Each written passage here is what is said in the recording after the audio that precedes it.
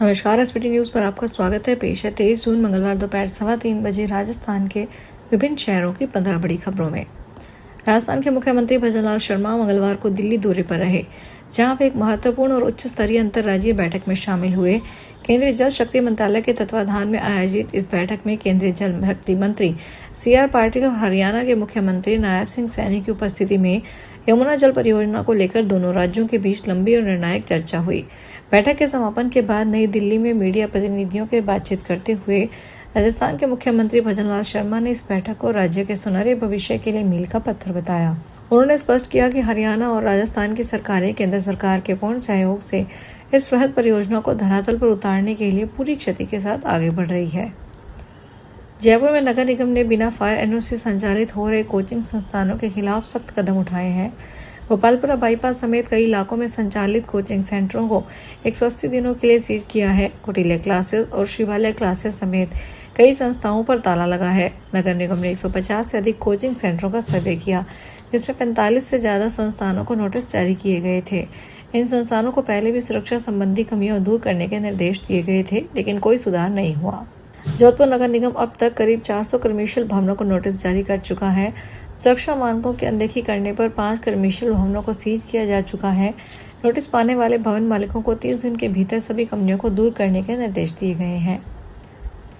सरकार की ओर से निर्धारित समय सीमा पूरी होने के बाद 22 जून की आधी रात को गूगल ने टेलीग्राम को बहाल कर दिया। कुछ मौजूदा यूजर्स के लिए प्लेटफॉर्म पहले से ही सीमित रूप से उपलब्ध था, लेकिन आधिकारिक तौर पर इसे आज मंगलवार सुबह फिर से एक्सेस किया जा रहा।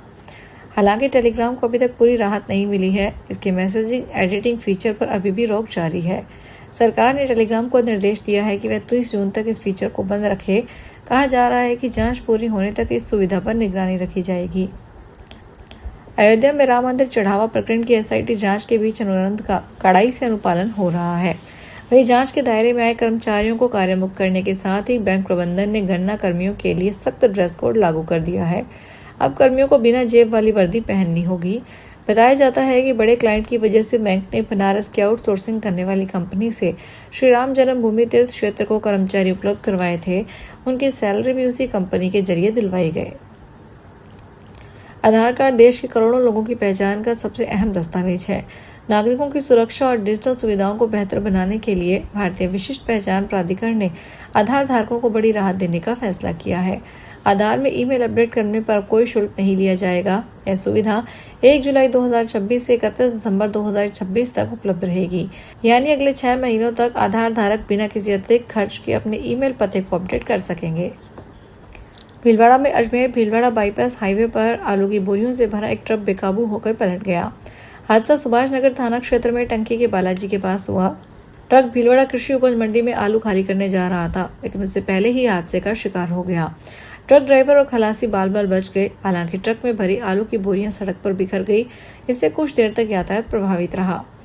प्रारंभिक जानकारी के अनुसार ट्रक ड्राइवर को नींद की झपकी आ गई, इससे वह ट्रक पर नियंत्रण खो बैठा और ट्रक सड़क पर पलट गया। अलवर शहर के पौष इलाके में स्कीम नंबर 8 में पिछले 2 दिनों से बंदरों और लंगूरों का आतंक इस कदर बढ़ गया है कि लोगों का अपने ही घरों की छतों पर जाना दूभर हो गया। मंगलवार सुबह यहां एक लंगूर ने एक मासूम बालिका को काट लिया। इस घटना के बाद से पूरी कॉलोनी के बाशिंदे भारी दहशत में हैं। स्थानीय निवासी राजीव कुमार ने बताया कि D-Mart के सामने वाली गली में पिछले 2 दिनों से बंदरों और लंगूरों का झुंड डेरा डाले हुए है। हालात यह है कि जैसे कोई व्यक्ति अपने घर की छत या बालकनी में नजर आता है, बंदर सीधे उस पर हमला करने के लिए दौड़ पड़ते हैं। ATS IG राजेश सिंह 2 दिवसीय बाड़मेर दौरे पर हैं। आज मंगलवार को पुलिस लाइन में परेड में शामिल हुए। बदमाश को पकड़ने का क्राइम सीन को क्रिएट किया गया। सूचना मिली कि इनमें 2 बदमाश बाड़मेर शहर महावीर नगर से लूट करके निकले थे। इस पर पुलिस ने हथियारबंद श्रेणी की नाकाबंदी की गई। पुलिस ने टीमों ने घेराबंदी कर 2 बदमाशों को पकड़ लिया। पूरी वारदात का डेमो किया गया। इससे पहले पुलिस लाइन में परेड का आयोजन हुआ। वहीं IG और बाड़मेर SP चूनाराम जाट ने पुलिस लाइन में पौधारोपण भी किया। चूरू पुलिस विभाग में ईमानदारी और कर्तव्य निष्ठा की प्रेरक मिसाल सामने आई है। कोर्ट परिसर में ड्यूटी के दौरान महिला ASI सुमन की नोटों की गड्डी मिली, लेकिन उसने उसे अपना नहीं समझा, बल्कि उसके वास्तविक माले तक पहुंचाने की जिम्मेदारी निभाई। उनकी इस ईमानदारी से पूरी पुलिस महकमे में सराहना हो रही है। जानकारी के अनुसार कोर्ट परिसर में ड्यूटी के दौरान महिला ASI सुमन की नजर जमीन पर पड़ी नोटों की गड्डी पर पड़ी। उन्होंने तुरंत आसपास मौजूद लोगों से पूछताछ कर उनके मालिक के पता लगाने का प्रयास किया, लेकिन काफी प्रयासों के बावजूद कोई दावा करने सामने नहीं आया। फायर सेफ्टी उपकरण नहीं होने पर सील हुई बिल्डिंगों को राजस्थान सरकार ने राहत दी है। सरकार ने आदेश जारी करके ऐसे बिल्डिंगों को जिन्हें नगरीय निकायों ने फायर एनओसी या फायर उपकरण नहीं होने पर सील कर रखा है, उन्हें 3 दिन में डीसील किया जा सकेगा। डीएलबी ने 3 दिन पहले आदेश जारी करके ऐसे भवनों को छूट दी। दरअसल पिछले कुछ समय से प्रदेश के कई बड़े शहरों में रेस्टोरेंट, होटल समेत अन्य कॉमर्शियल एक्टिविटी वाले भवनों को सील किया गया। अलवर रखे मालाखेड़ा में ऊंट पालकों ने ऊंट संरक्षण और अपनी आजीविका सुरक्षा को लेकर नेता प्रतिपक्ष टीकाराम जूली को 5 सूत्रीय मांग पत्र सौंपा है। इस कार्यक्रम में समाज की प्रतिमाओं को सम्मानित किया गया। राष्ट्रीय पशुपालन संघ और डीएनटी संघर्ष समिति के अध्यक्ष लालजी राइका ने इस अवसर पर कहा कि राजस्थान में ऊंटों की घटती संख्या एक गंभीर चिंता का विषय है।